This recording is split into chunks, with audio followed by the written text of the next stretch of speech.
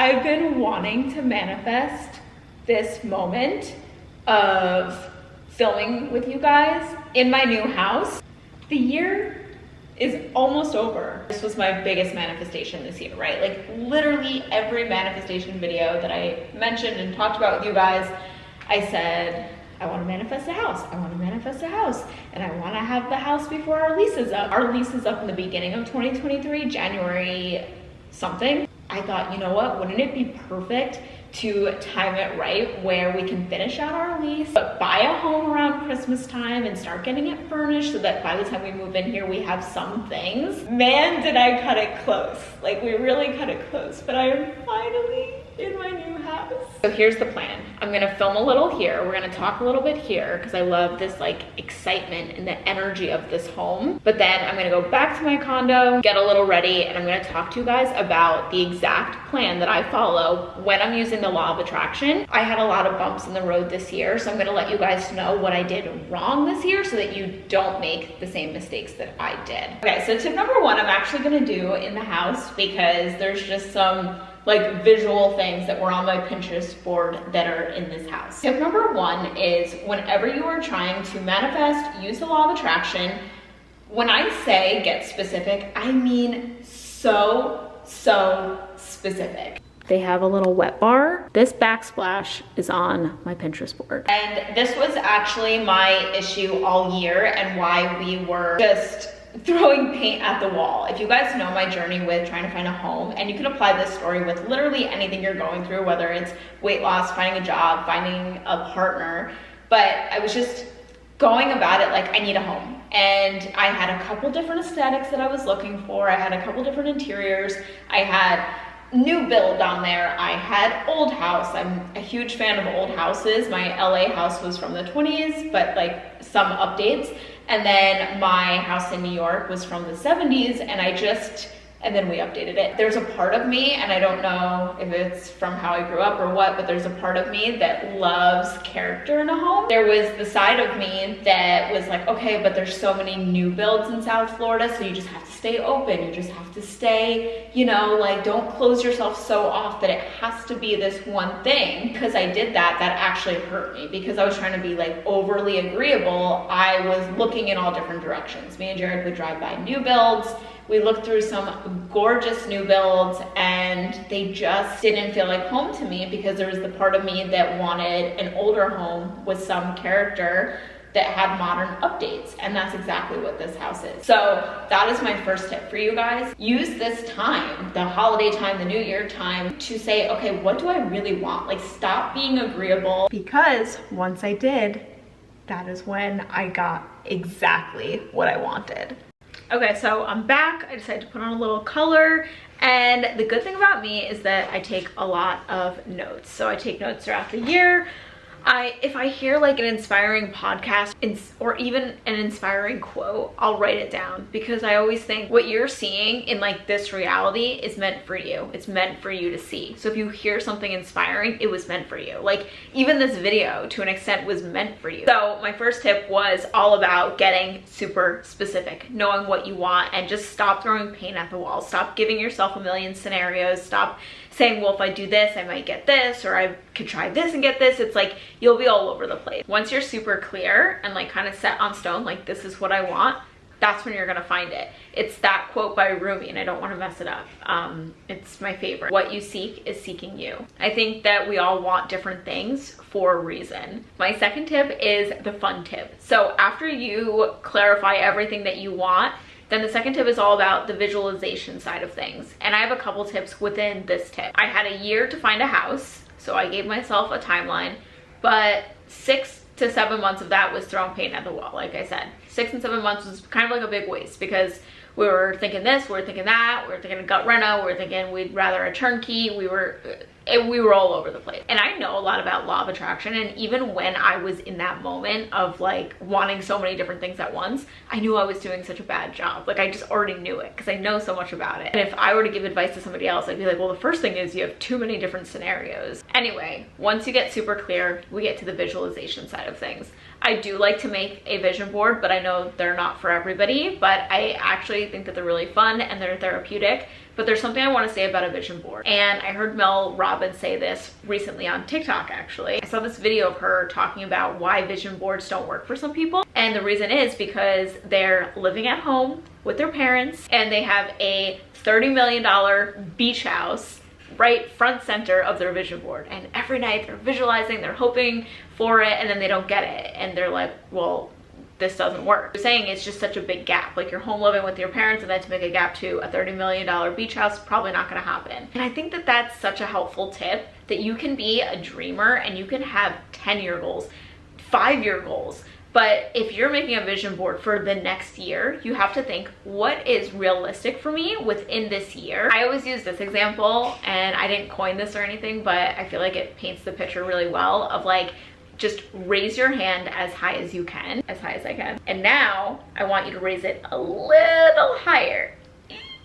that little higher, that's what I think your vision board should be. So for anybody that's like, okay, well, I don't know what's realistic, like, because you still want them to be juicy enough. Tony Robbins would always say that you don't want your goals to be, I want to lose 5 pounds, when you really want to lose 15 pounds, because 5 pounds won't keep you motivated, because it's not a significant difference. And the same thing with my house. Like, I didn't want to just settle on a house that I was like, okay, well, I like it. I wanted it to feel a certain way. I wanted the energy to be there. I wanted the history of it. I wanted it to tell a story, the home. I felt like so many houses we looked at were just so cookie cutter and weren't doing that, and they weren't that exciting. And so you need to find what that sweet spot is for you when you're visualizing and putting together your dream board, vision board, whatever you want to call it. But what to you is like that little bit extra reach? So you want to save a certain amount a year. Can you reach a little higher? Just save just a little bit more. My third tip is becoming that, embodying that feeling. So the way that I heard this on, I don't remember if it was a Law of Attraction podcast or if it was on TikTok, but months ago I heard, after you make your vision board, you should look at it every single morning for like 5 minutes. And sometimes I had it like readily available on my nightstand and I could do that. But even on days that I couldn't, this tip still works. I glued my vision board to my planner. So sometimes my planner would be downstairs or in my purse or even in my car. So it wasn't always available. But what I did was I pretty much knew everything that was on there anyway. And the first 5 minutes every morning when my alarm would go off, try to wake up with natural light. I have big sliders in here, so I would try to like wake up with the sun. I wouldn't just rush out of bed. I would lay there for 5 minutes, and this is a mental exercise. I think that it also helps you build like mental strength and all of that. And I would just lay there and just picture it. Like, I would picture my house.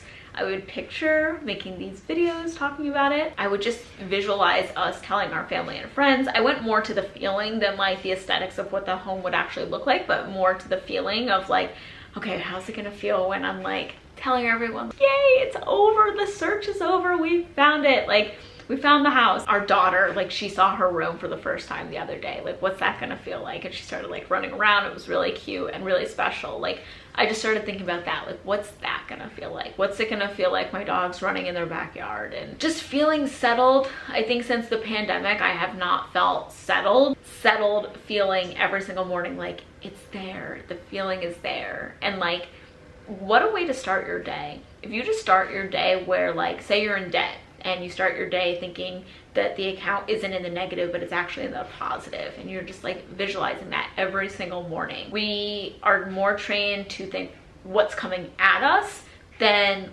what we want to put forward in the mornings, especially once you have kids, because it's like, okay, where's this, where's that, gotta get your socks on, gotta get your shoes on. It's like this chaotic rush. And if you just did 20 seconds, what if you just started every single morning? Even start now, like start before the new year. Every single morning, what if you just took 20 seconds to visualize what your dream life would look like? Don't you think that that would make an impact? Like, don't you think every decision you would make every single morning would be a reflection of those thoughts? Because at the end of the day, we are what we think about. And some of the most successful people in the world, that's what the advantage they have over somebody else, is that they believe thoughts become things. But my last tip is one of my favorites because it's the hardest to do.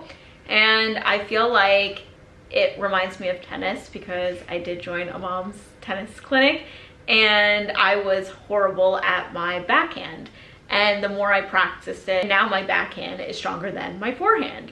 And for most people, it's the opposite. When you practice things that you're not good at, you get better. And if you give yourself those 20 seconds every single day to practice them, you're gonna get better.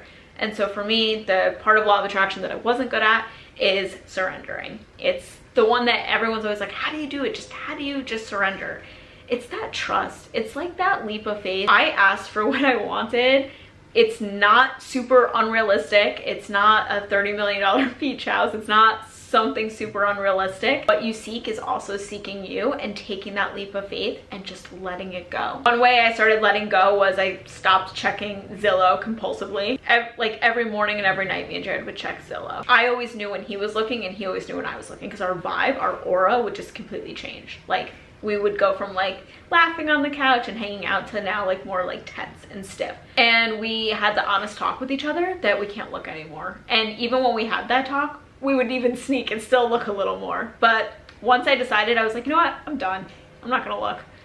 And he stopped that too. We both just stopped. We said, it'll happen. Our realtor's looking for us. She has us in a portal in our email. Like, we will find it if it's meant to be. I actually had to delete the app so that I couldn't just sneak on and look, because it got like addicting. It got addicting, like, okay, new listing, what's happening? Maybe you can relate to this with online dating and just constantly looking instead of just letting something happen organically. Checking the scale. How many people do that when they're trying to lose weight? Like, you've been on a diet 3 days and you're checking the scale. The number's not gonna change in 3 days. Practice the art of letting it go and the surrendering. Not this like ball of stress, and you're just open and free flowing. And that's exactly what happened to us. That's exactly what happened with this house. And how we actually found the house was through our realtor's portal, because what she did was she created a portal of just the areas we were looking at. And I think she also put in there like updated, or she put something so that we would get more updated houses and not full gut renovations, because we decided we just didn't want to do that. And that's how the house came up. It came through there, because her portal is like a filter to things, whereas I would go on Realtor and I'd see everything, and by seeing everything I would come up with multiple different scenarios, like, okay, maybe this house could work. Oh, maybe this one, I know it's not our dream location, but maybe we could drive by and see. And it would just create all of these different emotions and just not what we were looking for. So if I had just trusted the process and trusted her portal and that it went through this filter, then that's how it popped up. I'm just gonna go through some of your questions and try my best to help you. So the first is manifesting multiple large things at once: a house, baby, career, etc. I would focus on one thing, and I would focus on the thing that you would want to come first. If you could have it in your ideal order, what would it be? Because I think that when you start to get these little wins, kind of like when I was on my weight loss journey after having Violet, and I would not check the scale for a while, and then randomly I would, and I'd lose a couple pounds. I felt more motivated to keep going forward. So I think when you have a lot of things on your list, pick one. And it's not to say the others won't happen, and they could even happen like right after, but it like gives you that feeling and that energy of like, I got this, I could do this. Talk about the magic beans. So there is this metaphysical store in Beacon, New York. I will put the name of the store down below. The last time I was in there, they're like, are you the girl that told everybody about the beans here? Because literally people went in there buying beans. So I actually only use the beans when it's like a big life decision, because I have this limited belief that I can only use them like a couple times. I don't want to like waste the magic. I want there to be magic for other people too. So I don't like to use the beans for like every little thing, but I've manifested 2 homes with those magic beans. So basically they're a certain kind of bean. They sell them at that store. You guys can go check it out. You can call the store. Hey, I'll throw anything at it. I'll throw some magic beans. I'll throw crystals. I think what the magic beans do is they make you think that there's a higher power helping you, and sometimes it takes the edge off or the stress off, and that it's not just all up to you. And this question is it better to take what the universe gives you as your first choice, or wait and check all options?